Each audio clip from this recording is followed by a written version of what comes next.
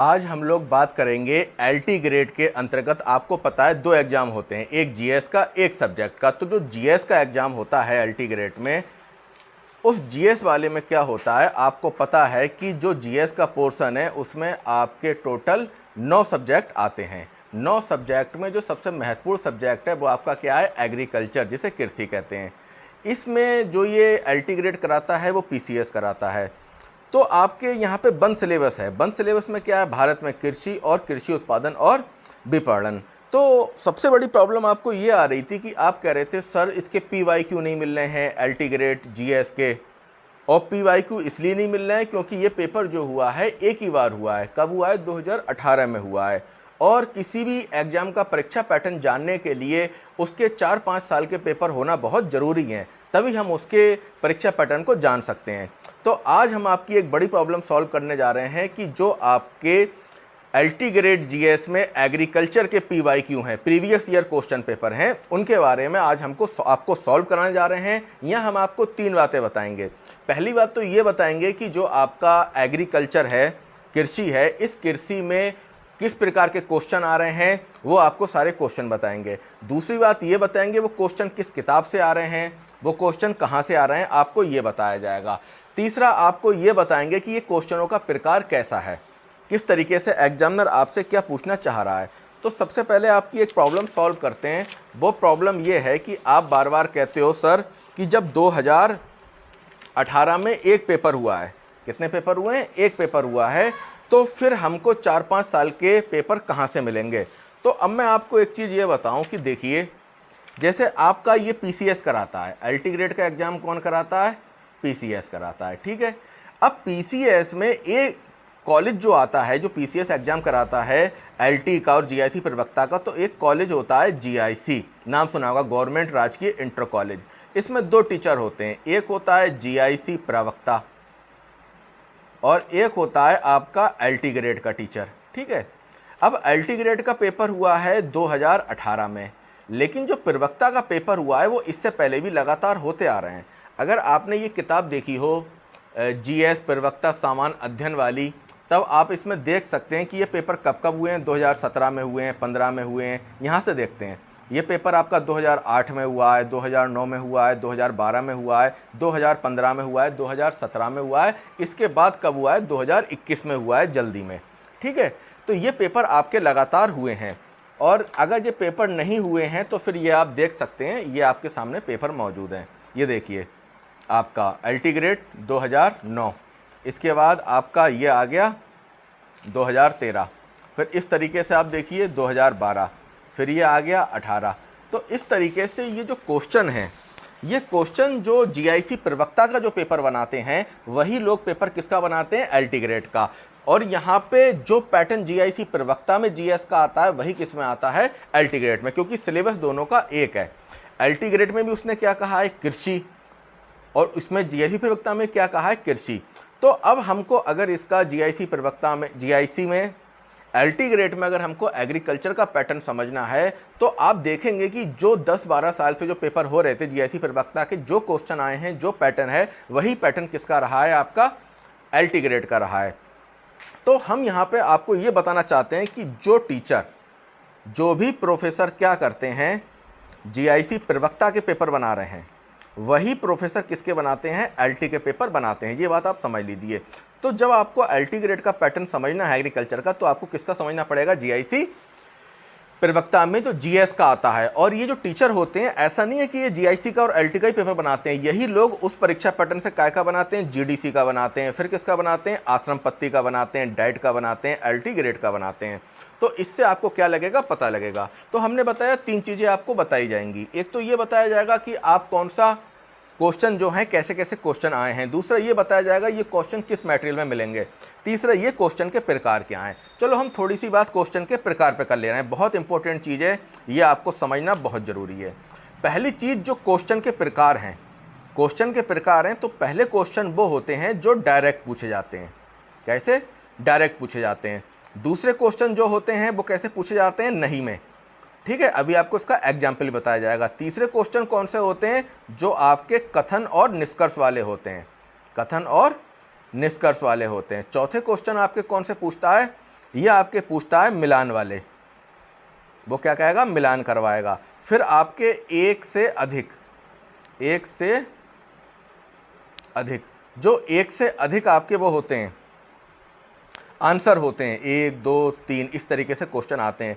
इसके बाद कुछ क्वेश्चन चिंतन लेवल के आते हैं, जो आप चिंतन करने के बाद ही कर पाएंगे। तो थोड़ा सा आप क्वेश्चनों के प्रकार देख लीजिए क्या क्या है, फिर हम सीधे आपको जो है हमने यहाँ करा क्या है, आपकी प्रॉब्लम क्या सॉल्व करिए कि जैसे आप जीआईसी प्रवक्ता और एलटी ग्रेड का सामान्य अध्ययन लेकर आते, फिर आपको उसमें से लग छांटना पड़ता, तो हमने ये काम आपका आसान कर दिया। हमने क्या करा, जीआईसी प्रवक्ता और एलटी ग्रेड जो है उसमें जो भी एग्रीकल्चर के क्वेश्चन हैं, कृषि के क्वेश्चन हैं, उसको हम क्या कर रहे हैं, एक ही प्लेटफार्म पर लेकर आए हैं। दिख रहा है आपको, एक ही प्लेटफार्म पे हम ले आए ताकि आपको कहीं अलग जाने की ज़रूरत ना पड़े और एक ही जगह पे आपको सारे क्वेश्चन क्या करें, मिल जाएं। ये काम इतना आसान नहीं था, लेकिन हमने क्या कराया कि अलग अलग क्वेश्चनों को निकाला, उनकी कटिंग करी, छाटा, छाटने के बाद एक पेज पे पेस्ट कर दिए ताकि आपको आसानी से एक स्थान पर एग्रीकल्चर के क्वेश्चन मिल जाएं। तो ये तो हमारा हो गए क्वेश्चन, ये 1 पेज 2 पेज 3 4 5 6 7 पेज में आपके ऑल ओवर एग्रीकल्चर के कंप्लीट हैं। अब जो स्टूडेंट एलटी की तैयारी करना चाहता है, जीएफ देखना चाहता है या वो जीआईसी प्रवक्ता करना चाहता है, दोनों का काम यहाँ से उसका हो जाएगा। अब बात आई कि हमारे पास मटेरियल क्या होना चाहिए एग्रीकल्चर की को कंप्लीट करने के लिए। तो सबसे मस्ट किताब जो है वो आपके पास होनी चाहिए ये वाली। ये किताब आप देख रहे हैं, ये किताब है सामान्य अध्ययन विषयांक कृषि एवं प्रौद्योगिकी संघ राज्य सिविल सेवा हेतु, और ये कौन सा, परीक्षावाड़ी की है, बौद्धिक पब्लिकेशन। देख रहे हैं आप, बौद्धिक पब्लिकेशन और परीक्षावाड़ी, ये ऐसी किताब है आपकी कि इसमें आपको एलटी के 95% क्वेश्चन इसी किताब में मिल जाएंगे। मैं आपको अभी पुराने साल के जो आए हुए क्वेश्चन पेपर हैं, चाहे वो एलटी में आए हैं, जीआईसी में आए हैं, वो आपको दिखाएंगे और ये भी बताएंगे कि वो इसमें कहाँ पर हैं। तो आपके पास ये एक किताब होना ज़रूरी है, देख लीजिए, ये किताब आपके पास होनी चाहिए। इसके अलावा आपके पास 3 किताबें और होनी चाहिए जो उत्तर प्रदेश के प्राइमरी स्कूल में चलती हैं। पहली किताब कौन सी है, कृषि विज्ञान। पहली किताब क्या है, कृषि विज्ञान कक्षा 6, जो हमारे उत्तर प्रदेश में प्राइमरी स्कूलों में चलती है। दूसरी है कक्षा 7 की कृषि विज्ञान, ये भी आपका उत्तर प्रदेश में चलती है। तीसरी आपकी कौन सी है, कृषि विज्ञान, ये कक्षा 7 की है।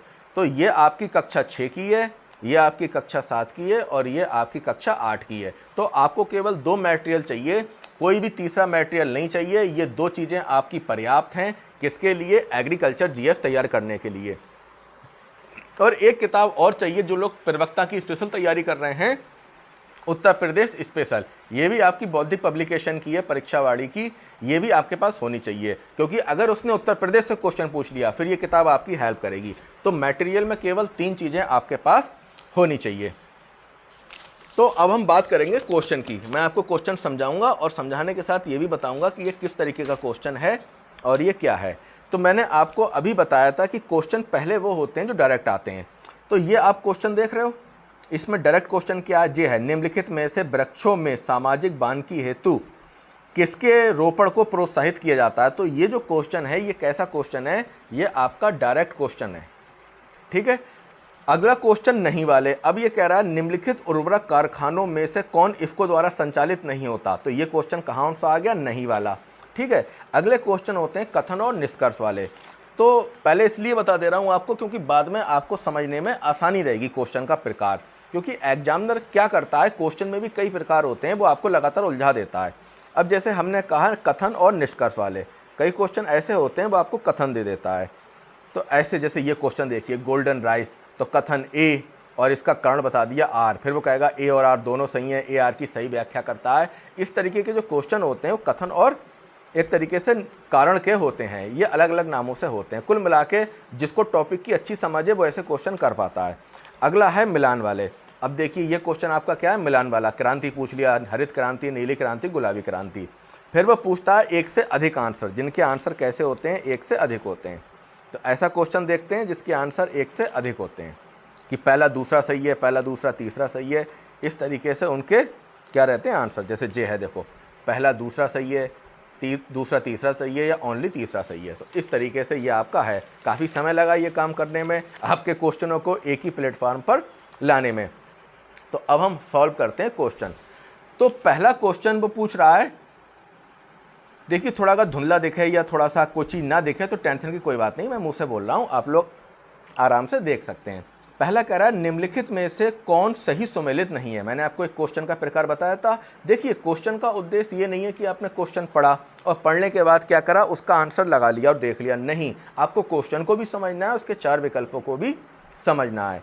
तो वो कह रहा है निम्नलिखित में से कौन सही सुमेलित नहीं है, यानी आपकी 3 चीज़ें सुमेलित हैं और एक चीज़ सुमेलित नहीं है।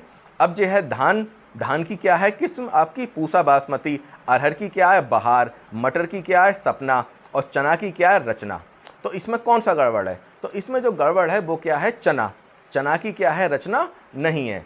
तो चने की कौन सी होती है, पूसा है, सम्राट है, चमत्कार है, राधे है, विशाल है, उदय है। ये सब किसकी किस्में होती हैं, ये सब किस्में होती हैं चने की, रचना नहीं होती। तो रचना किसकी है, मटर की है। अब ये क्वेश्चन आपको कहाँ मिलेगा, मैंने कहा था बस आपको ये किताब चाहिए।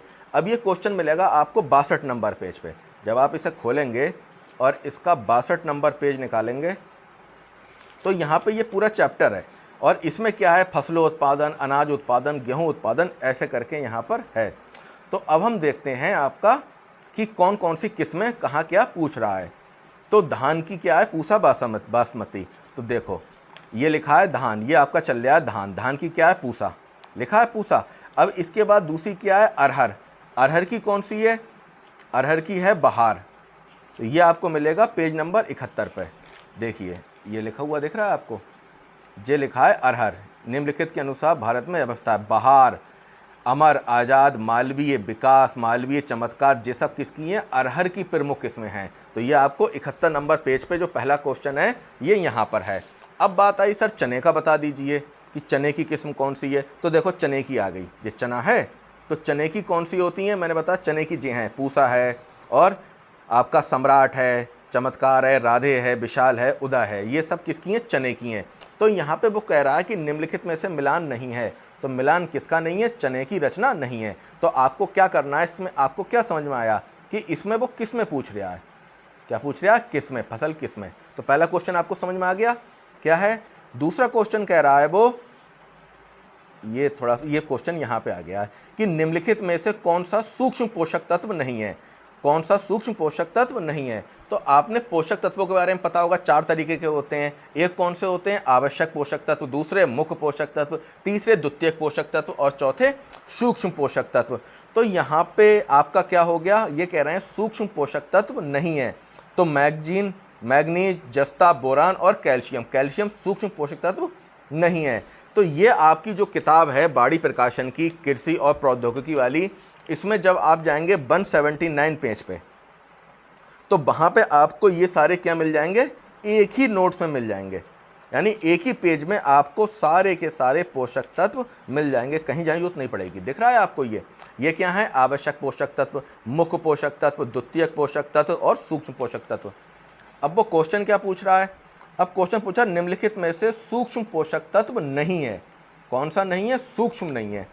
तो देखो कैल्शियम किस में आ रहा है, कैल्शियम आ रहा है द्वितीयक में, दिख रहा है आपको, कैल्शियम द्वितीयक में आ रहा है। तो सूक्ष्म क्या है, आयरन है, मैग्नीज है, बोरान है, तावा है, जिंक है और क्लोरीन है।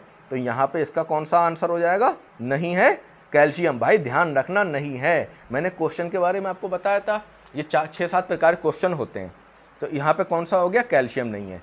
तो ये आपको, अगर आप ये एक टेबल तैयार कर लेंगे तो ऐसा कोई भी क्वेश्चन आएगा जहाँ पे वो बात कर रहा है किसकी, पोषक तत्वों की, तो आपका क्वेश्चन नहीं बिगड़ेगा। मैं आपको फिर बता रहा हूँ, ये वीडियो इतनी आपके लिए इंपॉर्टेंट है कि आपको कोई भी क्वेश्चन ये भी पता लगेगा वो क्वेश्चन कहाँ से, किस मटेरियल से आया है, कहाँ से लिया गया है और उसमें एग्जामिनर क्या पूछना चाह रहा है। तो वो आपसे एग्जामिनर उम्मीद कर रहा है कि आपको पता होने चाहिए, क्या पता होने चाहिए, पोषक तत्व, क्या पोषक तत्व पता होने चाहिए।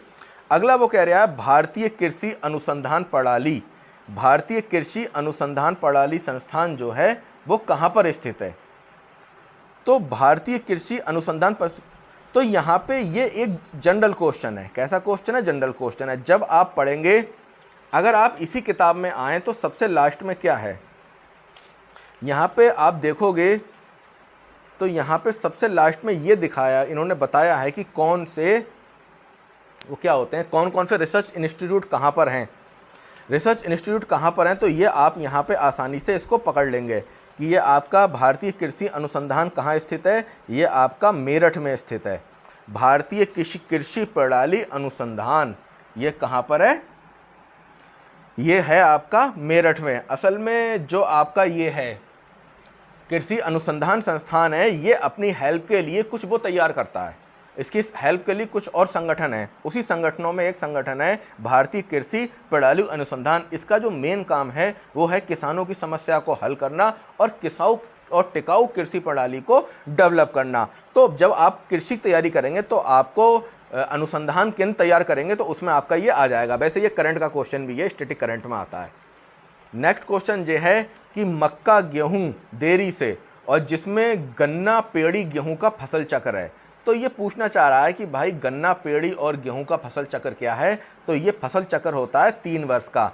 जब आप इसी किताब को देखेंगे तो 57 नंबर पेज पे जाएंगे, कहाँ जाएंगे, 57 नंबर पे, तो आपको ये फसल चक्र मिल जाएंगे। और अच्छी बात ये है यहाँ पे आपका पहला फसल चक्र है 1 वर्षीय, दूसरा फसल चक्र है आपका 2 वर्षीय, तीसरा है 3 वर्षीय। और इसने क्वेश्चन में क्या पूछ लिया, इसने पूछ लिया गन्ना पेड़ी गेहूँ, तो जो आपका गन्ना हो गया, ठीक है, दिख रहा है गन्ना पेड़ी और गेहूँ, इन तीनों का मिला के कितना हो गया, 3 वर्षीय हो गया जी।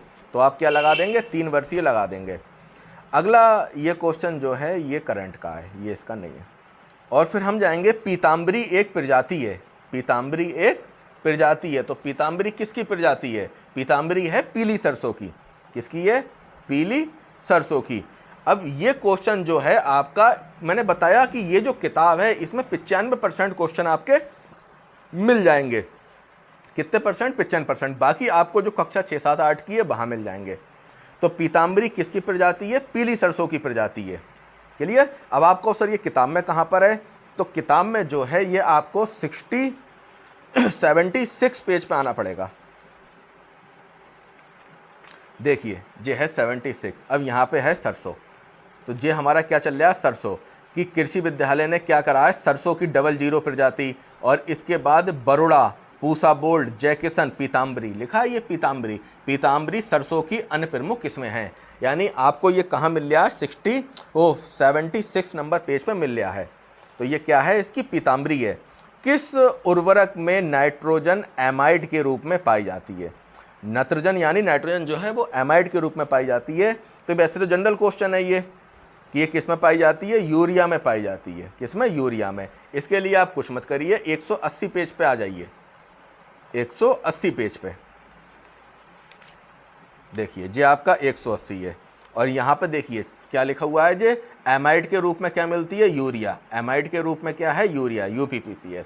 देखिए ये क्वेश्चन यूपीपीसीएस में भी आया है, फिर जीआईसी प्रवक्ता में भी आया है। ये एक सिस्टम है, अगर आप समझ जाओ कि जो ये एग्जामिनर क्वेश्चन बनाता है तो सबसे हाई इसका परीक्षा पैटर्न क्या है, पीसीएस का, और सबसे लोअर क्या है, एलटी का।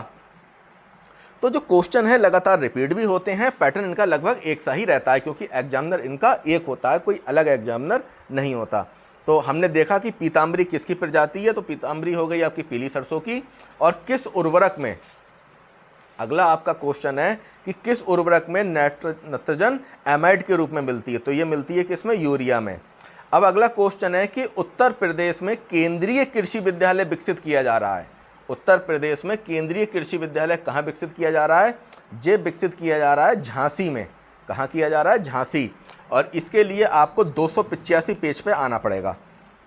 यहाँ पे उन्होंने पूरी लिस्ट दे दी है। ये किताब मुझे इसलिए अच्छी लगी कि इन्होंने पूरी लिस्टें सब अलग अलग दे दी हैं, जिसमें आपको कोई खास दिक्कत नहीं आती। देखिए ये यहाँ पे है केंद्रीय विश्वविद्यालय, जो था पहले एक ही था, केंद्रीय कृषि विश्वविद्यालय इम्फाल मणिपुर। ये देश का एकमात्र केंद्रीय कृषि विश्वविद्यालय था। अब दूसरा कहाँ बनना है आपका, झांसी में, रानी लक्ष्मीबाई केंद्रीय विश्वविद्यालय, रानी लक्ष्मीबाई केंद्रीय कृषि विश्वविद्यालय, झांसी, उत्तर प्रदेश। तो वो यही क्वेश्चन कह रहा है कि उत्तर प्रदेश में केंद्रीय कृषि विश्वविद्यालय विकसित किया जा रहा है। कहाँ किया जा रहा है, झांसी में किया जा रहा है। क्लियर हुआ। तो अब हम क्वेश्चनों के, हमने आपको बताया कि क्वेश्चन कहाँ कहाँ से किताब में किस पेज से हैं। अब प्रकार देख लो, नहीं वाला प्रकार है क्वेश्चन का, नहीं वाली बात पूछी है। यहाँ पे इसने भी क्या है, नहीं में पूछा है, और यहाँ पे इसने डायरेक्ट क्वेश्चन पूछा है, यहाँ पे भी इसने डायरेक्ट पूछा है, यहाँ पे भी इसने डायरेक्ट पूछा है, यहाँ पे भी डायरेक्ट पूछा है, यहाँ पे भी डायरेक्ट पूछा है। ठीक है, ज़्यादा तुम्हारे साथ माथा पच्ची एग्जामिनर ने नहीं करी है तुम्हें परेशान करने के लिए। सिंपल तरीके से उसने क्या करे हैं, क्वेश्चनों को पूछ लिया है। अब हमारा जो अगला क्वेश्चन है वो क्या है कि निम्नलिखित उर्वरक कारखानों में कौन इफ़को द्वारा संचालित नहीं होता। कौन सा कारखाना जो है इफ़को द्वारा संचालित नहीं होता। ये क्वेश्चन जो है वैसे देखा जाए तो आपका इकोनॉमिक्स में भी आता है, ज्योग्राफी में भी आता है, एग्रीकल्चर में भी आता है और व्यापार में भी आता है कारखाना। तो ये आपको, अगर आप इसको सीधे नेट पर डालेंगे कि भाई एक टॉपिक है ये उर्वरक कारखानों का, भाई आप जब तैयारी करेंगे एग्रीकल्चर की तो आपको कुछ चीज़ें नेट से देखना पड़ेंगी, जैसे प्रमुख उर्वरक कारखाने कौन से हैं, प्रमुख संस्थान कौन से हैं। तो ये क्वेश्चन आपको नेट में मिल जाएगा। और जहाँ ये उर्वरक का टॉपिक है तो उर्वरक का टॉपिक इस किताब में बहुत छोटा सा है, ये क्वेश्चन इस किताब में नहीं मिलेगा और ना ही कक्षा 6-7 में है। तो ये आपका थोड़ा सा आपको नेट पे जाना पड़ेगा, क्योंकि जो इफ़को द्वारा संचालित नहीं होता तो कांडला होता है, फूलपुर होता है, आंवला होता है, सिंदरी नहीं होता। क्या नहीं होता? सिंदरी नहीं होता। सिंदरी जो है धनबाद का एक औद्योगिक कस्बा है।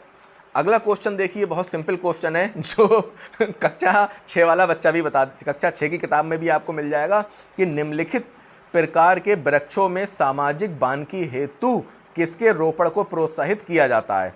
किसके रोपण को प्रोत्साहित किया जाता है?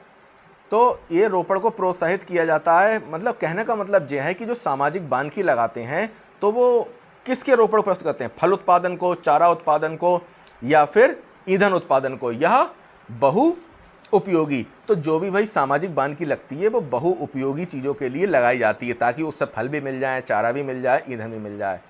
अगला क्वेश्चन है कि उत्तर प्रदेश में उगाई गई निम्नलिखित फसलों में से कौन सी फसल न्यूनतम अवधि की है। तो भाई ये क्वेश्चन थोड़ा सा चिंतन लेवल का क्वेश्चन है, ये आपका इतनी आसानी से बनेगा नहीं, इसमें थोड़ा सा आपको चिंतन लगाना पड़ जाएगा। जब आप इस किताब में, क्योंकि यहाँ पे इसने ये पूछा है कि ऐसी कौन सी फसल है जो न्यूनतम अवधि की है। आप देख रहे हैं मूंग, मसूर, चना, अरहर, ये आपको दलहन की फसलें लग रही हैं। काय की फसलें हैं? दलहन की। तो हम दलहन वाले चैप्टर पे ही आते हैं। किस पे आते हैं? दलहन वाले पे। तो ये क्वेश्चन जो है आपका, जो जिसको थोड़ा सा चिंतन लेवल बढ़िया है वो इसको पकड़ पाएगा। इस क्वेश्चन के लिए हमें क्या करना पड़ेगा? यूपी बोर्ड की 7th क्लास की जो किताब है उसमें थोड़ा सा आना पड़ेगा। ये रहा आपका जो जायद की फसल है,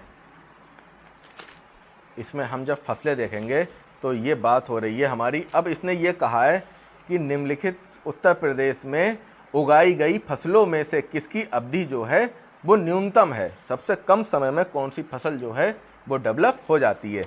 तो चना, अरहर, मसूर। तो यहाँ पे जो मूंग है ये सबसे कम समय में क्या होती है? डेवलप होती है। तो देखते हैं हमको ये क्वेश्चन का आंसर कहाँ पे मिलता है।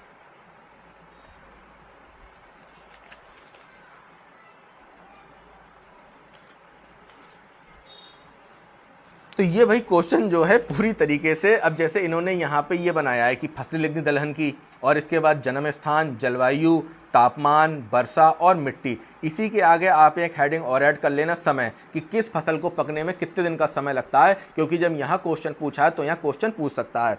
इसमें चिंतन लेवल ऐसे काम करेगा कि जो मूंग की फसल है वो जायद की है, और जितनी भी फसलें होती हैं रबी की, खरीफ की, जायद की, इनमें जो सबसे कम समय लगता है वो जायद की फसल में लगता है। तो मूंग की फसल किसकी है? जायद की फसल है।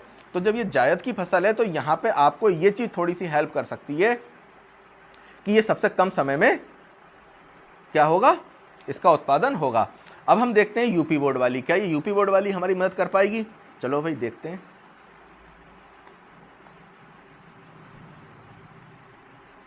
ये रहा हमारा उत्तर प्रदेश की कृषि। उत्तर प्रदेश की कृषि में देखो ये लिखा है क्या? फसलोत्पादन, और इसके बाद लिखा है कि जायद की फसलें को बहुत ताप की आवश्यकता होती है। अब इसमें ये लिखा है कि उत्तर प्रदेश में जून जुलाई तक काट ली जाती हैं ककड़ी, खीरा, तरबूज, परवल, लौकी, काशीफल, मूंग, आ गई मूंग, चीनी, लोबिया, ये अल्प अवधि में तैयार होते हैं। देखो एग्जामिनर कहाँ से घुमाया, प्योर चिंतन लेवल का क्वेश्चन है कि ये जो आपकी मूंग है ये कब उगती है? अल्प अवधि में उगती है। तो एक तरीका तो आप डायरेक्टली पता लगा सकते हैं, दूसरा आपको ये पता हो कि ये जायद की फसल है तो आप पकड़ लोगे कि ये अल्प अवधि में उगाई जाती है। अगला क्वेश्चन कह रहा है कि भारत के प्रथम 3 सर्वाधिक गन्ना उत्पादक राज्य कौन से हैं? भारत के 3 सर्वाधिक गन्ना उत्पादक। ये क्वेश्चन आपका करंट अफेयर में भी आता है और आपका ये एग्रीकल्चर में भी आता है और आपका ये कृषि विज्ञान में भी आता है और इकोनॉमिक्स में भी आता है। 4 सब्जेक्टों में ये क्वेश्चन आता है। तो आपका जो सर्वाधिक गन्ना उत्पादक क्षेत्र है वो कौन सा है? उत्तर प्रदेश। क्या है? उत्तर प्रदेश। फिर क्या है? महाराष्ट्र। और फिर क्या है? कर्नाटक। ठीक है, ये करंट अफेयर से भी आप इसको देख सकते हैं। और अगर क्वेश्चन देखना चाहें तो आपको 79 पेज नंबर पे आपको मिल जाएगा। ये इधर आएंगे तो यहाँ पे सब है कि गन्ना उत्पादक राज्य कौन से हैं। देखिए गन्ना उत्पादक राज्य कौन से हैं। पहला क्या है? उत्तर प्रदेश। दूसरा क्या है? महाराष्ट्र। तीसरा क्या है? कर्नाटक। चौथा क्या है? तमिलनाडु। मिल गया इसी किताब में। तो ये हर चीज़ का है, ऐसा नहीं गन्ने का, चीनी का, सब चीज़ों का है, आलू का, सभी का है। तो अब इसके बाद इसका आंसर ये सही हो जाता है। अब है 2,4-D क्या है? 2,4-D क्या है? तो ये क्या है? एक खरपतवार नाशी है। क्या है? ये एक खरपतवार नाशी है। 2,4-D। तो ये क्वेश्चन भी आपका इसी किताब में मिल जाएगा और ये मिलेगा 210 पेज नंबर पे, क्योंकि 210 में क्या शुरू हुए हैं? कीट और आपके खरपतवार नाशी। बहुत बढ़िया किताब है ये। अगर आप यहाँ से देखेंगे कि पेज नंबर कहाँ से पता लगते हैं, तो देखो सबसे पहले इसने फसलोत्पादन बता दिया है, इसके बाद इसने क्या बताया है यहाँ पे? रस उद्यान विज्ञान बता दिया, फिर फल एवं सब्जी संरक्षण बता दिया, बीज प्रौद्योगिकी, इसके बाद कृषि अर्थशास्त्र, कृषि की कीमत का निर्धारण, और आप आगे आएंगे तो कृषि की प्रणालियाँ। ठीक है, इसके बाद मृदा संसाधन, और इसके बाद आप देखेंगे तो पशुपालन, दुग्ध उद्योग, और प्रमुख पशु और फसल रोग। तो जो हमारा ये क्वेश्चन पूछ रहा है ना कि 2,4-D क्या है, तो 2,4-D जो है वो यहाँ पे मिलेगा 210 पे। किस में आएगा? खरपतवार नियंत्रण में आएगा। और आगे आप देखेंगे तो इसके बाद क्या आ रहा है? ये सब समसामयिक। ये बहुत बढ़िया किताब है ये। ठीक है, तो हम आते हैं 210 पे।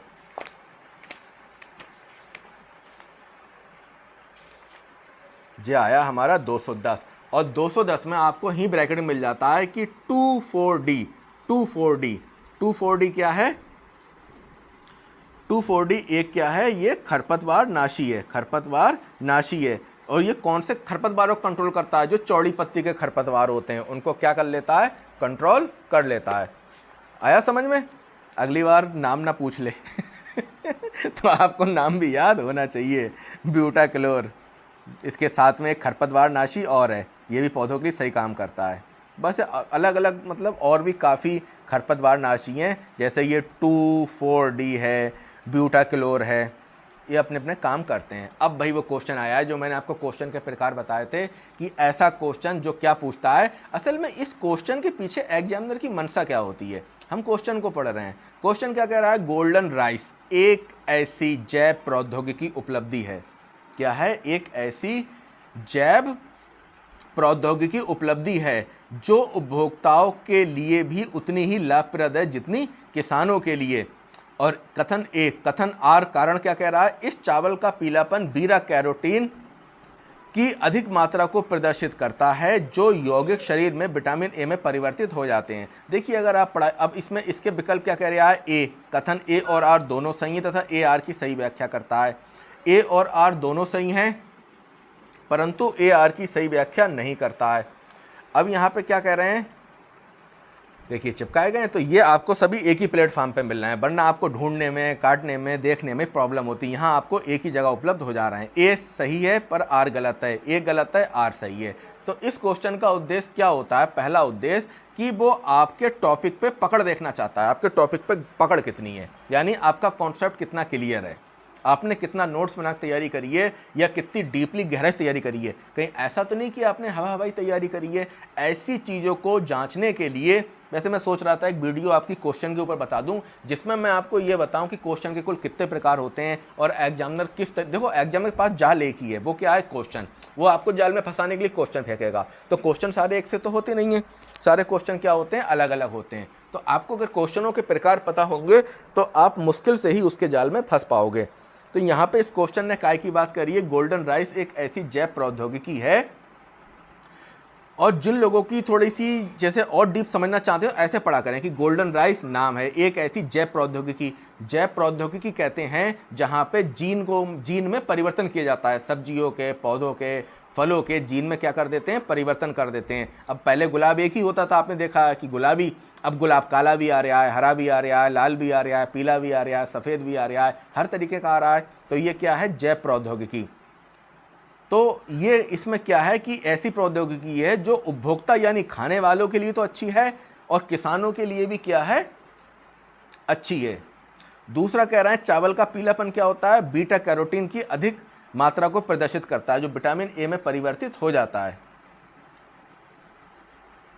तो इसका आंसर देखने के लिए हमें क्या करना पड़ेगा, इसमें आना पड़ेगा। वैसे तो इसमें दोनों ही बातें सही हैं, ए और आर दोनों सही हैं, पर ये क्या करता है, ये इसकी सही व्याख्या नहीं करता। सही व्याख्या तब करता है जैसे ऐसे क्वेश्चन कहा उसने, क्वेश्चन ये कहा कि पहाड़ों पर उसने ये कहा कि बांध बनाने से पर्यावरण को नुकसान होता है, और नीचे विकल्प दिया इससे भूकंप आ सकता है, इससे भूमि का स्वरूप परिवर्तित हो जाता है और इससे भूमि में लवण की मात्रा हो जाती है। तो यहाँ पे हम कहेंगे कथन ए और आर दोनों सही हैं और सही व्याख्या करता है। पर ये कथन दोनों सही हैं, ये जैव प्रौद्योगिकी भी है और इसमें विटामिन ए परिवर्तित होता है, पर इसकी ये सही व्याख्या नहीं करते। अब इस क्वेश्चन को आप कहोगे सर किताब में कहाँ मिलेगा, तो आप अगर 63 नंबर पेज पे आएंगे, ये तो यहाँ पे लिखा है गोल्डन धान की किस्म में सर्वाधिक मात्रा में विटामिन ए होता है, देखो लिखा है। अब तुम एक चीज़ क्या समझ रहे हो, यही तो समझना होता है कि ये क्वेश्चन 2011 के पीसीएस में आया था, फिर एग्जामिनर ने वहीं से कट पेस्ट करके इसको रखा जीआईसी प्रवक्ता में, और फिर इसके बाद फिर वो कट पेस्ट करके रख देगा किसमें, आपके एलटी ग्रेड में। तो अगर लेवल सही लेके चलोगे तो ज़्यादा नुकसान नहीं होगा। तो यहाँ पे इसमें क्या बता दिया कि विटामिन ए होता है, तो ये बात क्लियर हो गई कि विटामिन ए होता है। अब ये बात क्लियर नहीं हो रही है कि ये जो है जैव प्रौद्योगिकी है गोल्डन राइस, तो इसके लिए 138 पेज नंबर पे आना पड़ेगा। 138 में आपकी समस्या का क्या हो जाएगा, समाधान हो जाएगा। देखो यहाँ पे इसने बता दिया है पूरा क्या कि सुनहरी धान क्या होता है, गोल्डन राइस, इसमें क्या होता है, बीटा कैरोटीन होता है, और ये क्या करता है, शरीर में पहुंचकर विटामिन ए बनाता है। और देखो ये भी, अब ये यूपी पीसीएस मेंस में भी आया है, फिर यूपी पीसीएस प्री में भी आया है, फिर जीआईसी प्रवक्ता में भी आया है। तो इसका आंसर ये वाला हो गया। अब इसके बाद हैं क्रांतियाँ, ठीक है। अब वो कह रहे हैं निम्नलिखित में से सुमेलित कीजिए क्रांतियों के बारे में। तो भैया हरित क्रांति का संबंध किससे है, हरित क्रांति का संबंध जो है वो आपका है कृषि में। अब ये क्वेश्चन क्या कर रहा है, निम्नलिखित में से सुमेलित कीजिए, यानी कौन सा सुमेलित है। तो हमें यहाँ मिलान नहीं करना है, हमें इसके ग्रुप देखना है कि पहला दूसरा सुमेलित है, तीसरा चौथा भैया पीसीएस है, जल्दबाजी मत करिए वरना गच्चा खा जाएंगे। इसके बाद ये क्या है, दूसरा और तीसरा, पहला और चौथा। तो हरित क्रांति का संबंध क्या तिलहन से है, जी नहीं, ये क्या हो गया, गलत हो गया। अब इसके बाद आपका क्या है, नीली क्रांति का संबंध कृषि में खाद्यान्न उत्पादन से है, जी नहीं, नीली क्रांति का संबंध तो मत्स्य उत्पादन से है, तो ये गलत हो गया। गुलाबी क्रांति का संबंध झींगा मछली से है, जी हाँ बिल्कुल सही, गुलाबी क्रांति का संबंध जो है वो किससे है, झींगा मछली उत्पादन से है, तो ये सही हो गया। अब श्वेत क्रांति का संबंध किससे, दुग्ध उत्पादन से, जी हाँ ये सही हो गया। तो आपका तीसरा और चौथा सही है। अब मेरे भाई जल्दबाजी में गच्चा ये मत खा जाना, कहीं तुम मिलान करने बैठ जाओ, हरित क्रांति कृषि उत्पादन, नीली क्रांति बोले है ही नहीं। तो ये क्या करा रहा है, मिलान करा रहा है, क्या करा रहा है, मिलान करा रहा है। क्लियर हो गया। अच्छा अगर आप देखना चाहो सर ये टॉपिक हमें किताब में कहाँ मिलेगा, तो इसके लिए आपको आना पड़ेगा 312 पेज नंबर पे। कहाँ आना पड़ेगा, 312 पे। ये देखो सारी क्रांतियाँ हैं, ये क्या है, सारी क्रांतियाँ। और क्रांति में कौन कौन सी क्रांतियाँ हैं, हरित क्रांति है, श्वेत क्रांति है, पीली क्रांति है, नीली क्रांति है, गुलाबी, देखो गुलाबी पूछी थी, गुलाबी क्रांति, नीली क्रांति, और इसके बाद आपकी श्वेत क्रांति और हरित क्रांति। ठीक है। अगला क्वेश्चन है आपका, निम्नलिखित में से सुमेलित नहीं है। ये क्वेश्चन जो है कृषि का नहीं है, देखा जाए तो ये आपका अदर वाला क्वेश्चन। तब भी देख लेते हैं रामागुंडम। देखिए था क्या, मैंने आपको बताया हम अपनी कोचिंग में बच्चों को खुद नहीं पढ़ाते, हम क्या करते हैं बच्चों को गाइड करते हैं, उनको बताते हैं कैसे क्या करना है, तो वैसे ही उस तरीके से करते हैं। बच्चों से कहा था ये इसको कट पेस्ट कर दो, तो कट पेस्ट में यही करा कि कुछ क्वेश्चन एक आध आउट ऑफ सिलेबस भी आ गए, पर कोई बात नहीं। रामागुंडम उर्वरक का कारखाना है, बिल्कुल ठीक। चितरंजन जो है लोकोमोटिव है कोलकाता में, बिल्कुल ठीक। और आपका जो है कोरबा एल्यूमिनियम है, ठीक। पिंपरी जो है वो पिंपरी कीटनाशक का कारखाना नहीं है।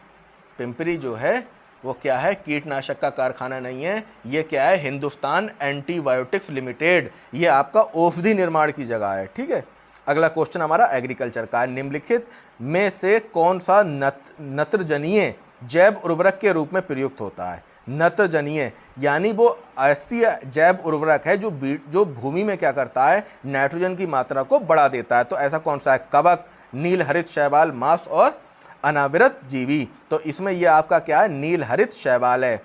अब आपको ये कहाँ देखने को मिलेगा, ये मिलेगा 183 पेज नंबर पे, इसके बारे में पूरा बताया गया है। 183 जे रहा। ठीक है, तो क्वेश्चन आपका क्या था कि कौन सा नत्रजनीय जैव उर्वरक है। तो नत्रजनीय जैव उर्वरक जो है वो आपका है नील हरित शैवाल। लिखा है, ये देखो नील हरित शैवाल, और ये क्या है, नील हरित शैवाल, और ये नाइट्रोजन को क्या करता है, स्थापित कर देता है। ठीक है, इसकी कुछ और प्रजातियां हैं जैसे नोस्टॉक, एनावीना, ओलोसेरा, ये सब क्या हैं, इसकी प्रजातियां हैं। अगला क्वेश्चन देखते हैं। देखिए कुछ क्वेश्चन ऐसे हैं एग्रीकल्चर में जो एग्रीकल्चर में भी आते हैं, ज्योग्राफी में भी आते हैं, करंट में भी आते हैं, इकोनॉमिक्स में भी आते हैं, कई चीज़ों में आते हैं। आप क्वेश्चन देखिए। अगला क्वेश्चन है, भारत में निम्नलिखित में से कौन सा राज्य वर्ष 2015 और 16 में फलों के उत्पादन पर शीर्ष रहा। तो ये तो करंट अफेयर का भी क्वेश्चन है और ज्योग्राफी का भी है और कृषि का। तो इसमें रहा है आपका महाराष्ट्र। महाराष्ट्र क्या रहा है, शीर्ष उत्पादन पर रहा है। अब आप कहोगे ये हमको कहाँ मिलेगा, इसके लिए जो इसमें टॉपिक है फसलोत्पादन, ये वाला दिख रहा है, ये फलोत्पादन। जब आप फलोत्पादन में देखिए कितने नंबर पर आ रहा है, ये 65 से शुरू है। तीनों काम आपके हो रहे हैं, ये भी पता लग रहा है कहाँ से क्वेश्चन है। देखिए ये लिखा है फल उत्पादन, ये कह रहा है कि कौन सा फल उत्पादन में शीर्ष पर रहा। तो शीर्ष पर रहा है आपका क्या, आंध्र प्रदेश। शीर्ष पर क्या रहा है, आंध्र प्रदेश। फिर क्या है, महाराष्ट्र। फिर क्या है, उत्तर प्रदेश, तमिलनाडु और गुजरात। अब इसमें महाराष्ट्र क्यों लगाया क्योंकि इसमें आंध्र प्रदेश था नहीं। अगर इसमें आंध्र प्रदेश होता तो हम क्या लगाते, आंध्र प्रदेश लगाते। ठीक है, अब जब आंध्र प्रदेश नहीं है तो हमने क्या लगाया, यहाँ पे महाराष्ट्र लगाया। अब इसके बाद देखते हैं रेनबो क्रांति का संबंध किससे है। रेनबो क्रांति, तो जो रेनबो क्रांति है ये कृषि एवं संबंधित क्षेत्रों के समग्र विकास से, औद्योगिक विकास से नहीं, बैंकिंग विकास से नहीं, ग्रीन हाउस विकास से नहीं। तो किससे बचा, कृषि एवं संबंधित क्षेत्रों के विकास से। एक क्वेश्चन करने का तरीका भी होता है, जैसे कई बार आपको क्वेश्चन नहीं क्लियर हो रहा है तो आप क्या करते हैं, जो डाउट है उसको कट कर दीजिए, या 50-50 है थोड़ा सा लगा लीजिए अपना दिमाग, तो पता लग जाएगा क्या है क्या नहीं है। तो रेनबो क्रांति को जानने के लिए आपको आना पड़ेगा पेज नंबर 315 पे, पेज नंबर 315, 305, 14, और ये रही आपकी इंद्रधनुष क्रांति, जिसको इंग्लिश में कहते हैं रेनबो क्रांति। क्लियर, कहाँ पे है, सारी क्रांतियाँ एक जगह। तभी तो मैं कह रहा हूँ ये किताब आपके मेज पे होनी ही होनी चाहिए, बहुत अच्छी किताब है।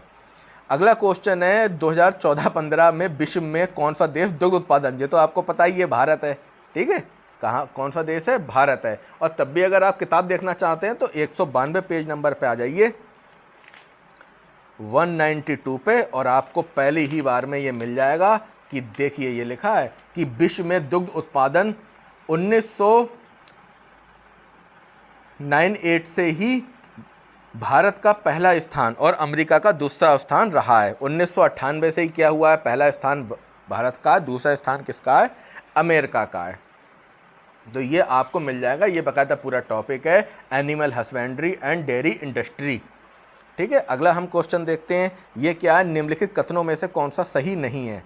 तो पौधे स्टार्च के रूप में संचयन करते हैं, ठीक बात है। आलू खाद्य पदार्थ का योग स्तंभन है, ठीक है। गन्ने के पौधे में शर्करा का संचयन तने में होता है, ठीक है। सभी पौधे नाइट्रोजन का उद्ग्रहण सीधे वायुमंडल से कर सकते हैं, जी नहीं।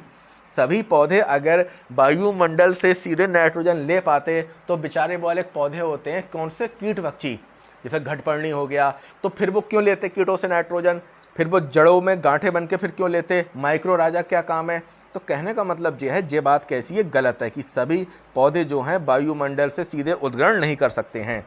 इस क्वेश्चन को डीप जानने के लिए आपको 181 पेज नंबर पे आना पड़ेगा। वहाँ ये पूरा टॉपिक है, ये रहा 181। 181 में ये लिखा है कि अधिकांश पौधे नाइट्रोजन को मृदा से नाइट्रेट के रूप में ग्रहण करते हैं। ठीक है, वायुमंडल सीधे ग्रहण नहीं करते। ये पूरा नाइट्रीकरण टॉपिक है, ये पूरा नाइट्रीकरण क्या है, टॉपिक है, ये आप देख सकते हैं। अगला हमारा क्वेश्चन है, किस प्रकार के आम में बीज नहीं होता? किस प्रकार के आम में बीज नहीं होता? सिंधु में नहीं होता। किस में नहीं होता? सिंधु में बीज नहीं होता। इस क्वेश्चन को डीप जानने के लिए आपको जानना पड़ेगा 89 पे, जो आपका फलोत्पादन वाला है चैप्टर। वहाँ पे आपको इस क्वेश्चन का आंसर मिल जाएगा। देखो लिखा है, सिंधु यह नई किस्म है, ये महाराष्ट्र द्वारा निकाली गई रत्ना और अल्फांसो से की गई है, मतलब क्रॉस करके बनाई गई है। इस किस्म के आम में फल में गुठली नहीं पाई जाती। यह विश्व की एकमात्र बीज रहित प्रजाति है। क्लियर हो गया? क्वेश्चन कहाँ से आ रहे हैं? अब ये कह रहे हैं धान में सफ़ेदा रोग की रोकथाम के लिए छिड़काव किया जाना चाहिए। तो धान में सफ़ेदा रोग की, जिस सफ़ेदा को ही दूसरा नाम खैरा रोग है। गच्चा मत खा जाना कहीं, सर हमने तो खैरा पढ़ा था, सफ़ेदा तो कहीं पढ़ा नहीं था। तो धान में जो सफ़ेदा या खैरा रोग की रोकथाम के लिए जिंक सल्फेट का प्रयोग किया जाता है। जिंक सल्फेट का प्रयोग किया जाता है। अब आप कहोगे सर कि हमें ये क्वेश्चन कहाँ मिलेगा? तो इसके लिए आप जैसे ही 211 पेज नंबर पर आएंगे तो वहाँ विभिन्न प्रकार के जो हैं वो छिड़काव के बारे में बताया गया है कि कौन सी प्रॉब्लम के लिए काय का छिड़काव करना चाहिए। और आपका रोग कौन सा है? आपका रोग है, देखो खैरा, ये लिखा है खैरा रोग, जो किसका है? धान का। इसमें रोग कौन से हैं, इसमें नियंत्रण कैसे करा जाए? तो अगर धान में खैरा रोग लग गया है, इस खैरा रोग का ही दूसरा नाम क्या है? सफ़ेदा रोग। क्या है? सफ़ेदा। तो ये जस्ते की कमी से होता है 5 किलोग्राम जिंक सल्फेट। ठीक है, इसमें जिंक सल्फेट मिलाओ, साथ में चूना और इतने लीटर पानी। तो ये क्वेश्चन आपका यहाँ से है। अब वो कह रहे हैं कि किस फसल में नील हरित शैवाल का प्रयोग जैविक उर्वरक के रूप में किया जाता है? पीछे आपने क्वेश्चन पढ़ा था कि किसका करा जाता है। तो आपका किस फसल में नील हरित शैवाल का प्रयोग किस में जैविक के रूप में किया जाता है? ये किया जाता है आपका धान में। किस में किया जाता है? धान में। और इसको डीप जानने के लिए आपको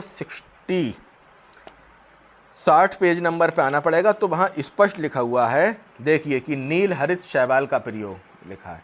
नील हरित शैवाल का प्रयोग धान की फसल में नाइट्रोजन की आपूर्ति के लिए जैव उर्वरक के रूप में किया जाता है। ठीक है, आ रहा समझ में? देखिए होता क्या है, मटेरियल सही हो तो एग्जाम निकलना मुश्किल नहीं है। प्रॉब्लम कब आती है? आपके पास मटेरियल अच्छा नहीं होता है, प्रॉब्लम तब आती है। अगला वो क्वेश्चन कह रहा है, निम्नलिखित में से कौन सी फसल आरा मक्खी कीट द्वारा प्रभावित होती है? आरा मक्खी, तो आरा मक्खी पर प्रभावित होती है सरसों और राई। सरसों और राई की सबसे खतरनाक दुश्मन जो मक्खी है वो कौन सी है? आरा मक्खी। और ये क्या है? सिलोफ्लाई। इसका दूसरा नाम जो है सिलोफ्लाई है। तो ये जो क्वेश्चन का आंसर है ये आपको कहाँ मिलेगा? जो उत्तर प्रदेश में एग्रीकल्चर की बुक आती है कक्षा 6 वाली, इस कक्षा 6 में आप अगर 55 नंबर पेज पे जाएंगे तो 55 नंबर पेज पे सरसों की खेती बताई है इन्होंने। किसकी बताई है? सरसों की खेती। ये आपका आ गया 57 और ये आ गया 53 और ये 55। तो देखिए ये लिखा है क्या? सरसों की खेती। और सरसों की खेती में जब आप कीट एवं रोग नियंत्रक में आएंगे तब इसके रोग कौन कौन से? माहू है, आरा मक्खी है, और आपका क्या है? सफ़ेद किट है, रोमिल आसिता है, और ये बिलाइट। तो ये सब इसकी क्या है? आरा मक्खी। मैंने कहा था कि आपको 95% मटेरियल इस किताब में मिल जाएगा, 5% के लिए आपको कक्षा 6-7 देखना पड़ेगी। ठीक है, होगा इसमें भी, वो ढूंढे तो मिल जाएगा। तो आरा मक्खी किसका है? आपका सरसों का है। क्लियर? अगला आपका क्वेश्चन है, कुल उत्पादन के सापेक्ष किस फसल का अंतर्राष्ट्रीय व्यापार सबसे कम है? ये भाई चिंतन लेवल का क्वेश्चन है, डायरेक्ट आपको नहीं मिलेगा। ठीक है, वो बात अलग है क्योंकि बाजारू किताब है तो वहाँ पे आपको एक वन लाइनर में मिल जाए कि कुल उत्पादन के सापेक्ष कि जितना उत्पादन हो रहा है उसके अनुपात में क्या है? अंतर्राष्ट्रीय व्यापार उस चीज़ का कम है। तो भैया वो फसल है रबड़, वो फसल है चावल। वो फसल क्या है? चावल है। क्यों चावल है? इसके 2 सबसे बड़े भाई उत्पादक देश जो हैं, जो भी इसके बड़े उत्पादक देश हैं, वो बेचारे उत्पादन तो करते हैं पर उनकी जनसंख्या इतनी बड़ी है कि उसका उत्पादन के साथ उन्हें खुद ही उपभोग करना पड़ता है। जैसे भारत और चाइना। तो भारत चाइना इसका अच्छा उत्पादन करते हैं पर भाई इनके यहाँ इतनी जनसंख्या है, इतनी पॉपुलेशन है कि ये उपभोग भी अपने आप करते हैं। तो इसमें किसका? चावल का। अब भाई रबड़ का उपयोग कितना कर लेगा? देश लिमिट में कर लेगा तो उन्हें बेचना ही पड़ेगी। कहवा गेहूं का लिमिट में, लेकिन चावल का जो है अंतर्राष्ट्रीय व्यापार क्या है? कम है। वैसे ये क्वेश्चन जो है ये आपका कृषि का ना होके ये क्वेश्चन जो है वो आपके व्यापार का है, वाणिज्य और व्यापार का है। अगला आपका क्वेश्चन है, निम्नलिखित में से किस राज्य में स्थानांतरित खेती प्रचलित है? स्थानांतरित खेती, तो ये आप तो जानते ही हैं, आपने कई बार अगर सीटेट की तैयारी करी हो तो वहाँ पे ये क्वेश्चन आया है। तो ये नागालैंड में होती है। काय की खेती? स्थानांतरित खेती। अब ये क्वेश्चन हमको कहाँ मिलेगा? 164 पेज नंबर पे जब आप जाएंगे तो यहाँ पे खेती के प्रकार हैं, कौन कौन सी खेती होती हैं। ठीक है, स्थानबद्ध खेती, स्थानांतरितशील खेती, ठीक है, समोच्च खेती, कार्बनिक खेती। तो इसी में आपकी जो आ गई स्थानांतरितशील खेती लिखा है। और ये कहाँ होती है? मुक्ता नागालैंड, पहले ही नंबर पे लिखा है नागालैंड में होती है। फिर अरुणाचल प्रदेश, मेघालय, असम। जैसे अगर आपको वहाँ पे नागालैंड ना मिले तो अरुणाचल प्रदेश, मेघालय, असम। तो यहाँ पे क्या होती है? स्थानांतरित। इसका मतलब यही होता है कि जो भी मतलब एक स्थान पे झाड़ी उड़ी होती है जला दिया जाता है और उसमें क्या कर ली जाती है? खेती कर ली जाती है। सीटेट में तो आपने बहुत बढ़िया से पढ़ा था इसको। अगला क्वेश्चन देखते हैं हम। अगला क्वेश्चन है भाई आपका जीआईसी प्रवक्ता का क्वेश्चन है। ये जीआईसी प्रवक्ता में पूछा था, जो 2021 में लोग एग्जाम देके आए थे। ये चिंतन लेवल का क्वेश्चन है, ये आपको डायरेक्ट करना पड़ जाएगा। तो आपको क्या है, मैंने बताया था क्वेश्चनों का एक प्रकार जो है वो चिंतन लेवल भी होता है कि कौन से आप चिंतन के बाद कुछ कर पाएंगे। निम्नलिखित में से किस क्षेत्र में मोटे अनाज वाली फसलें उगाई जाती हैं? और देखा जाए तो इसका आपको डायरेक्ट आंसर ज्योग्राफी मिलेगा, क्योंकि ज्योग्राफी में जो फसलें आती हैं तो उसमें एक महत्वपूर्ण टॉपिक होता है। क्या होता है कि फसलों का भौगोलिक, मतलब एक तरीके से भौगोलिक परिस्थितियां क्या चाहिए किस फसल को डेवलप करने के लिए। तो वहाँ पे ये आपको विस्तार से मिलेगा। लेकिन अगर आप थोड़ा सा समझ के पढ़ते हैं तो आप इस क्वेश्चन को बना लेंगे। तो आपको बताया है इसमें कि मोटे अनाज वाली फसलें उगाई जाती हैं। तो भाई मोटे अनाज वाली फसलें वहाँ उगाई जाती हैं जहाँ पे वर्षा कम होती है, ज़्यादा वर्षा नहीं होती, ज़्यादा सिंचाई की ज़रूरत नहीं पड़ती, वहाँ पे उगाई जाती हैं। तो एक बात क्लियर है कि ये फसलें वहीं उगाई जाती हैं जहाँ पे जो है वर्षा का पानी रुके ना, कम वर्षा हो। तो सीधी सी बात है कि उच्च वर्षा वाले क्षेत्र में जो उगाई नहीं जा सकती। जलमग्न क्षेत्र, तो जल इनके लिए पहले से ही दुश्मन है। अगर जल मिल गया तो जड़ें खराब हो जाएंगी। इसके बाद निचले क्षेत्र, तो निचले क्षेत्रों में जल रुक जाएगा, जम जाएगा तो बेकार। तो इसके 3 आंसर गलत। तो ये आ गया ऊंचाई वाले क्षेत्र में। अब आप कहोगे सर थोड़ा सा हमें नहीं पता तो हम किस तरीके से करें? तो अगर आप कक्षा 6 की किताब देखोगे ये वाली, तो आपको पहले तो ये पता होना चाहिए कि भैया मोटे अनाज हैं कौन कौन से। मोटे अनाज हैं मक्का, दूसरा क्या है? ज्वार। ये सब क्या हैं? आपके मोटे अनाज हैं। तो आप कक्षा 6 की किताब में पेज नंबर जब 45 पे आएंगे तो यहाँ पे आपको कुछ फसलों में मोटे अनाज वाली फसलें मिल जाएंगी, जैसे मक्का। तो जब आप मक्का को पढ़ोगे तो साफ लिखा है जल निकासी वाली भूमि अच्छी होती है, यानी ऐसी भूमि चाहिए जहाँ पे जल निकल जाए। अब आप ये ऑप्शन देख लो, जलमग्न क्षेत्र, तो भैया मक्का मर जाएगी। निचले क्षेत्र जल निकल नहीं पाएगा, मक्का मरेगी। ज़्यादा वर्षा होगी, मक्का फिर मारी जाएगी, यानी मोटा अनाज। तो ये कौन सा क्षेत्र चाहिए? ऊंचाई वाले ऊपरी क्षेत्र चाहिए। और आप इसको और देखना चाहते हैं तो कक्षा 7 में भी आप जा सकते हैं। तो कक्षा 7 में अगर पेज नंबर 37 देखें तो वहाँ पे भी इसने स्पष्ट लिखा है, पेज नंबर 37 में, ये क्या है? ज्वार। ज्वार क्या है? मोटी फसल है। कम वर्षा वाले क्षेत्र में ज्वार की खेती विस्तृत रूप से की जाती है। तो ये एक चिंतन लेवल का क्वेश्चन है। जैसे देखो जिनका एग्रीकल्चर सब्जेक्ट है उन्हें तो देखो कोई दिक्कत नहीं है, वो बना ले जाएंगे। लेकिन भैया अब एलटी में क्या है? बहुत से सब्जेक्ट हैं, 15 सब्जेक्ट हैं। अब सबका तो एग्रीकल्चर नहीं है, किसी का हिंदी है, संस्कृत है, अंग्रेजी है, एसएसटी है, ये सभी सब्जेक्ट हैं। तो वहाँ पे क्या है कि आपको लॉजिकली थोड़ा सा देखना पड़ेगा। अगला है कि खड़ी फसल की कटाई करने से पहले अगली फसल की बुआई करना क्या कहलाता है? यानी एक फसल अभी कटी नहीं है, उसकी कटाई होने वाली है और नेक्स्ट फसल इसकी बुआई कर रहे हैं, तो इसको कहते हैं सहफसली खेती। नहीं, उसमें साथ में बहुफसली खेती, एक ही खेत में कई नहीं, मिश्रित नहीं, रिले खेती, इसको क्या कहते हैं? रिले खेती। अब आपको उसकी में जानकारी कहाँ मिलेगी? इसके लिए आपको आना पड़ेगा कृषि एवं प्रौद्योगिकी बाड़ी पब्लिकेशन की का पेज नंबर 165। इसमें उसने सारी फसलों के बारे में बताया है, किसकी खेती कहाँ होती है। तो ये है आपकी रिले क्रॉपिंग। क्या है? रिले क्रॉपिंग लिखा है। इसमें पूर्व प्रति फसल कटने से पहले ही आगामी फसल को लगा दिया जाता है।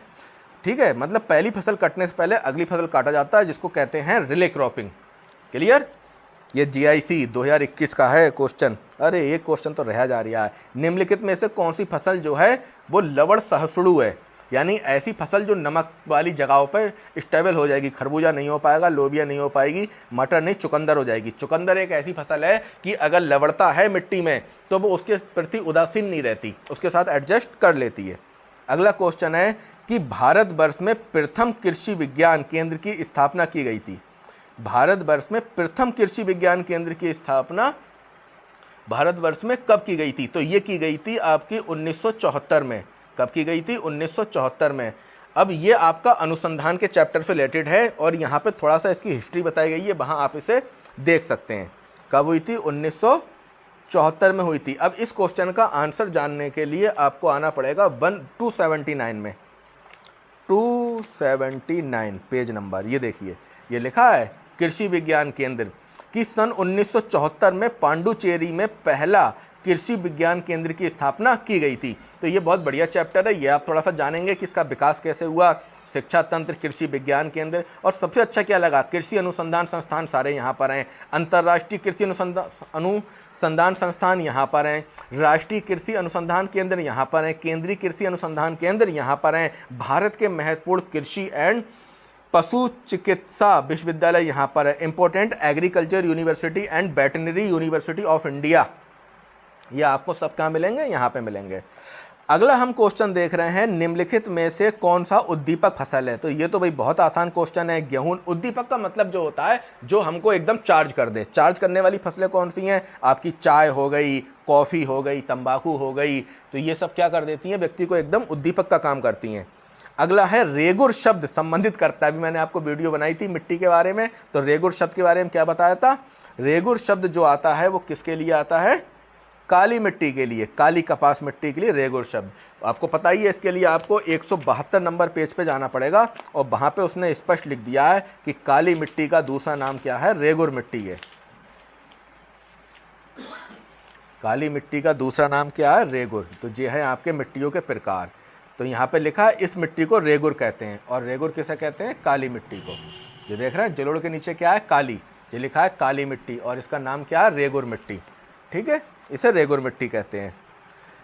अगला क्वेश्चन है आपका, कहाँ चला गया ये, कि DDT के व्यावसायिक उत्पादन में किस कच्चे माल का प्रयोग किया जाता है? तो भाई ये एक जनरल क्वेश्चन है, ये आपको नेट पे भी मिल जाएगा और जो कक्षा 6, 7, 8 की विज्ञान की किताबें हैं वहाँ भी मिल जाएगा।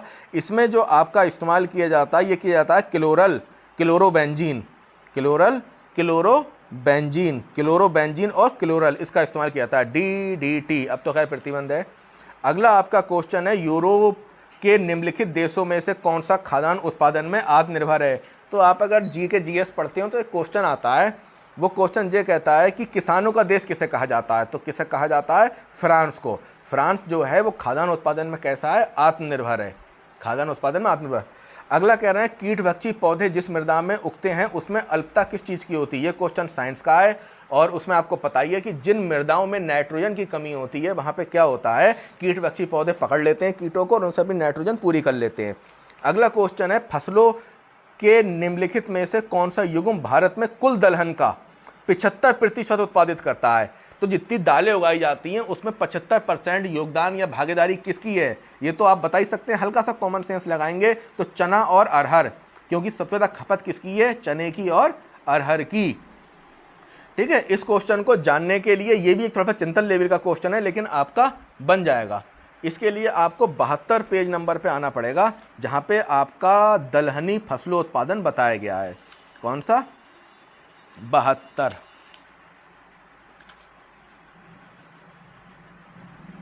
ये कितना?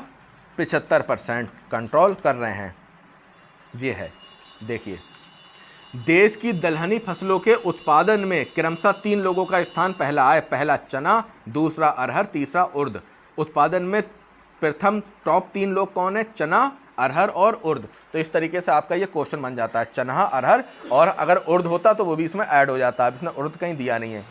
अब ये कह रहे हैं, निम्नलिखित में से आम की किस प्रजाति को भारत से निर्यात हेतु सर्वाधिक प्राथमिकता दी जाती है?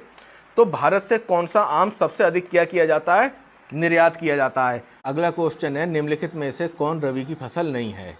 तो रबी की फसल जो है मक्का नहीं है, गेहूं, चना, सरसों ये सब हैं और इसमें मक्का नहीं है। अब इस क्वेश्चन को देखने के लिए आपको 57 नंबर पे आना पड़ेगा, जहाँ पे उसने स्पष्ट रूप से बता दिया है खरीफ की फसल, रबी की फसल, जायद की फसल, सारी फसलें इनने यहाँ पे क्लियर कर दी हैं। आप देख सकते हो रबी की फसल, और इसमें ये क्या है आपका रबी की फसल, चना, मटर, सरसों, अलसी, कुसुम, तंबाकू, जौ, बरसीम, ये सब यहाँ पर हैं खरीफ की फसल। तो इस तरीके से आप देखेंगे तो आपको पता लग जाएगा कि इसमें रबी की फसल जो है वो मक्का नहीं है। अगला क्वेश्चन आपका जो है वो क्या है, माइकोराइजा।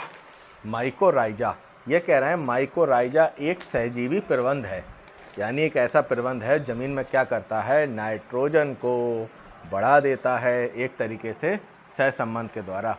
तो इसका आंसर क्या है, इसका आंसर है शैवाल और पौधे के मध्य, शैवाल और पौधे के मध्य, शैवाल और कवक के मध्य, कवक और पौधे के मध्य। तो ये कवक और पौधे के मध्य क्या करता है, एक सहजीवी प्रबंध है, कवक और पौधे के मध्य। इसको समझने के लिए आपको जाना पड़ेगा 184 पेज पे। जे यहाँ पे आए तो यहाँ पे ये बता रहा है, क्या है दिख रहा है आपको, माइकोराइजा। माइकोराइजा ये क्या करता है, जीवाणु द्वारा कार्बनिक अम्लों का निर्माण कर घुलनशील बनाता है, जिससे फसलों के लिए फास्फोरस की वृद्धि हो जाती है। और ये करते क्या हैं, ये एक तरीके से जो हैं आपके माइकोराइजा, ये कवक और पौधों की जड़ों के बीच एक संबंध स्थापित करते हैं, जिसमें क्या है इसके विभिन्न पोषक तत्वों जैसे फास्फोरस, नाइट्रोजन, इनको ग्रहण करने में मदद करता है, अहम भूमिका निभाता है। कैसी भूमिका निभाता है, अहम भूमिका। कौन निभाता है, कवक और पौधों के बीच में माइकोराइजा।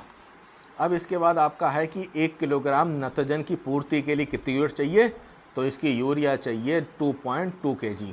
अगर 1 किलोग्राम तुम्हें नाइट्रोजन चाहिए तो इसके लिए यूरिया की मात्रा 2 किलो 200 ग्राम होनी चाहिए। अगला देखो वही क्वेश्चन आ गया, ये कह रहे हैं कि चूने का प्रयोग, किसका प्रयोग, चूने का प्रयोग कर इसे सुधारा जा सकता है, किसके संबंध में, ऊसर मिट्टी के संबंध में। ऊसर मिट्टी के संबंध में क्या सही है, तो ये कह रहे हैं कि चूने का प्रयोग करके इसको सुधारा जा सकता है। इस मिट्टी का पीएच मान जो है 7 से अधिक होता है, इसमें धान की खेती हो सकती है। तो भाई जो मिट्टी वाला चैप्टर है मैंने उसमें आपको ऊसर भूमि बताया था, तो इसमें जो है वो धान की खेती हो सकती है। इसका पीएच मान 7 से अधिक होता है, क्योंकि जिसका कम होता है वो अम्लीय होती है। इसे चूने का प्रयोग करके नहीं सुधारा जा सकता, तो इसमें यह कथन गलत है, और बाकी आपका दूसरा और तीसरा यहाँ पे सही है। ठीक है, तो इसका ऑप्शन जो है वो आएगा वी वाला। अब आप देखेंगे कि ये आपको कहाँ टॉपिक मिलेगा, कहाँ मटेरियल मिलेगा, तो इसके लिए आपको जाना पड़ेगा 180 पेज पे। 180 पेज पे स्पष्ट लिखा हुआ है, क्या लिखा है कि देखो कि जो ये ऊसर भूमि होती है, इसका दूसरा नाम क्षारीय व लवणीय मृदा भी होता है। इसको जिप्सम और पायराइट का प्रयोग करके सुधारा जाता है, जिप्सम और पायराइट का। और जबकि जो अम्लीय होती है उसको चूना पत्थर।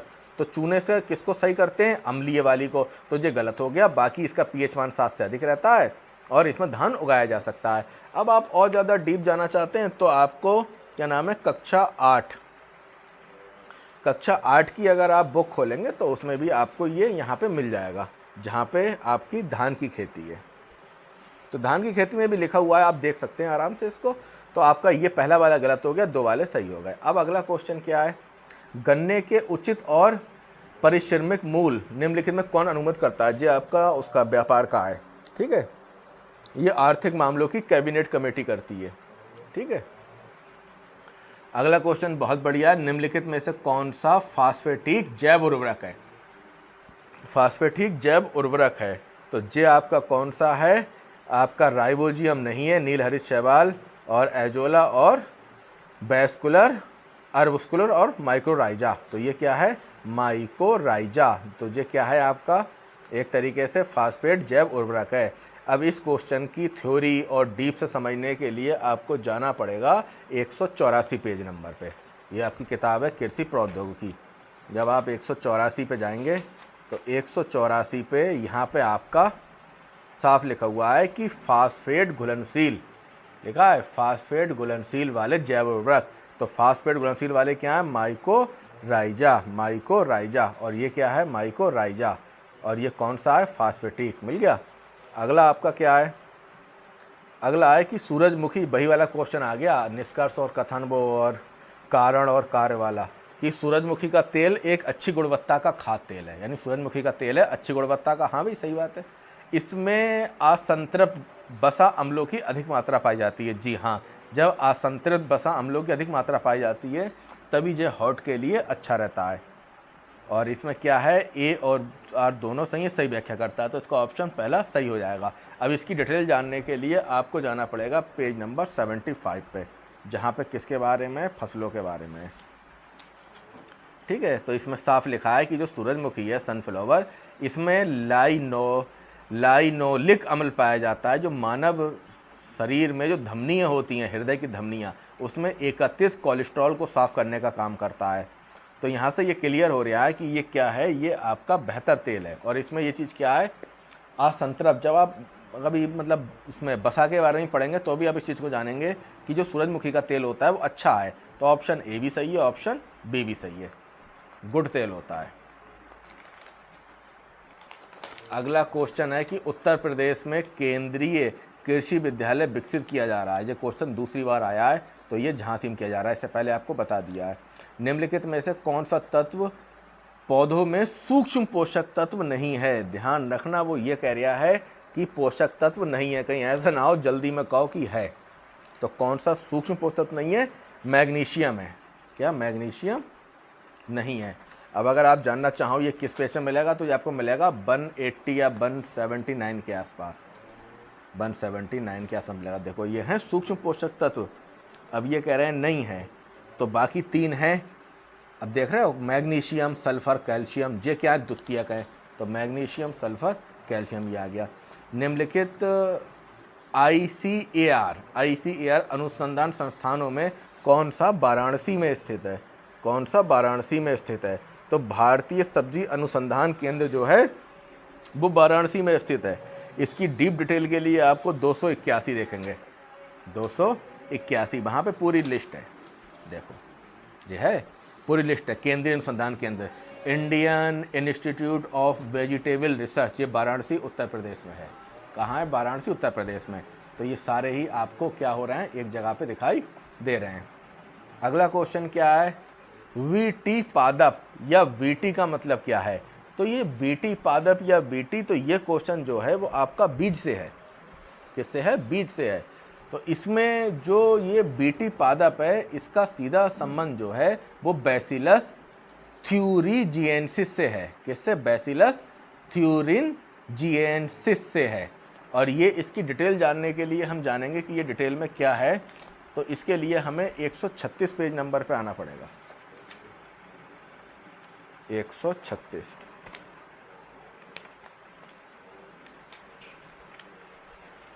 ये देखिए, इसने यहाँ बता रखा है बीटी। तो भारत में बीटी कपास की खेती, बीटी जिसका नाम क्या है लिखा है यहाँ पे जे वाला जो क्वेश्चन है, तो इसमें केवल मतलब पूछ रहा है। इसमें अगर आप देखो तो दिख रहा होगा आपको यहाँ पे, ये दोनों को पास में रख के दिखाते हैं। ये इसका मतलब पूछ रहा है, तो ये लिखा है कि बीटी फसल, बीटी जिसकी फुल फॉर्म है बैसिलस थ्यूरिजिएंसिस कपास की किस्म है। ठीक है। अगला क्वेश्चन है, भारत में गेहूं उत्पादन का कौन सा स्थान है? भारत में गेहूं उत्पादन का कौन सा स्थान है? द्वितीय स्थान है। गेहूं उत्पादन का कौन सा है? द्वितीय। तो करंट का क्वेश्चन भी है। कैसा है? करंट का है। और अगर किताब में देखना चाहते हैं तो 65-66 के आसपास आपको मिल जाएगा। पेज नंबर 65 के आसपास होगा ये।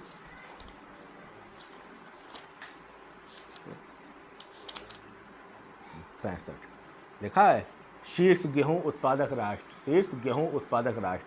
पहले नंबर पे चीन है, दूसरे नंबर पे क्या है? भारत है। ठीक है, मिल गया। अगला क्वेश्चन कह रहे हैं कि 2013 में कौन सा राज्य चीनी का सर्वाधिक बड़ा उत्पादक है? तो ये कौन सा है आपका? उत्तर प्रदेश है। कौन सा? उत्तर प्रदेश है। ठीक है। फिर महाराष्ट्र, अभी बीच में जे पूछ रहे हैं 2013, तो 2013 का जो है उत्तर प्रदेश है। अभी शायद 2021 में महाराष्ट्र हो गया था। अब आपको क्या है, फिर देखना पड़ेगा 2025 के हिसाब में। 2025 में उत्तर प्रदेश ही है। तो ये करंट अफेयर क्वेश्चन है। मक्का आलू मूंग की फसल चक्र सघनता क्या है। तो फसल चक्र सघनता का एक सूत्र होता है, वो सूत्र से निकल जाता है। लेकिन आप किसी भी आफत से बचना चाहते हो और सोचते हो बिना कोई सूत्र दिखाए, बिना कुछ करे मेरी बात बन जाए, तो आप 2 फसल चक्र के वो तैयार कर लो। ठीक है, 2 फसल चक्र के आप देख लो और उसी में आपका क्लियर हो जाएगा। इसके लिए आपको 59 पेज नंबर पे आना पड़ेगा। ये 59, तो ये लिखा है फसल सघनता, फसल सघनता दिख रहा होगा आपको, फसल सघनता ये वाला है आपका 59।